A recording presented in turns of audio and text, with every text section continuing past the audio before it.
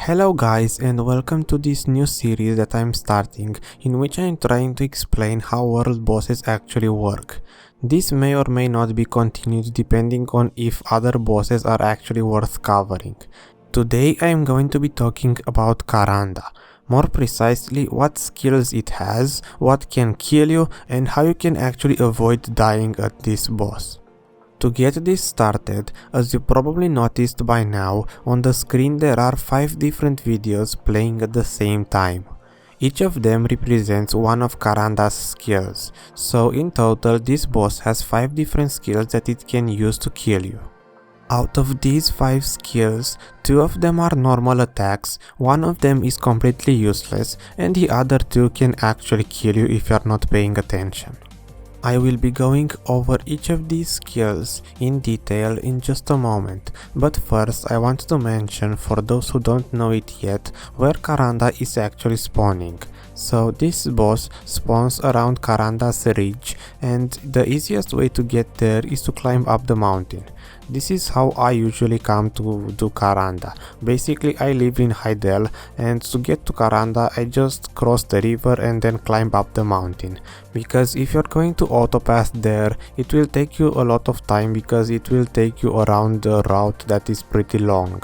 So usually the best way and fastest way is to climb up the mountain. And on my character I don't even use a horse to get here, and I'm still in time to actually do the boss. So to talk about those skills, the first one is pretty much harmless. The boss will glide through the players and then go up, and when it comes back down it will summon a lot of small birds, and these don't exactly do any damage.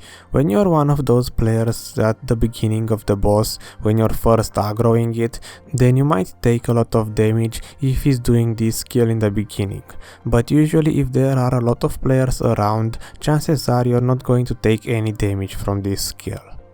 I personally am actually happy when the boss is doing this skill, because all those birds are actually giving me extra MP recovery on my ranger. Because if I just spam waltz on my ranger, I use a lot of mana, and if those birds are summoned, then I'm recovering a lot of mana back. So in my opinion this skill is actually useful, for me at least. Moving on to the second skill, this is just a normal ranged attack.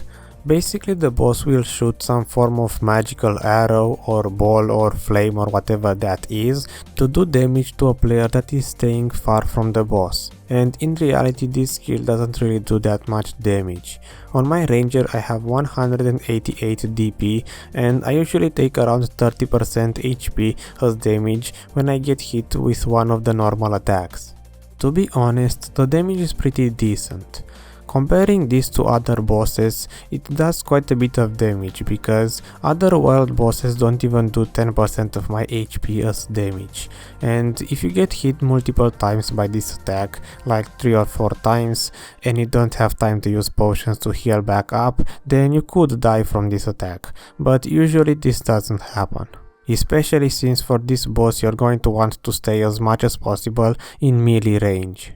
Also, I am not 100% sure, but I think this skill also does knockdown, so it has some form of CC. Next up, the third skill is also a normal attack. Basically at this one the boss will clap its wings and it will do some form of damage on the front, and this is the main reason why you want to stay on the back of the boss, because if you're staying on the back then you're not going to take any damage.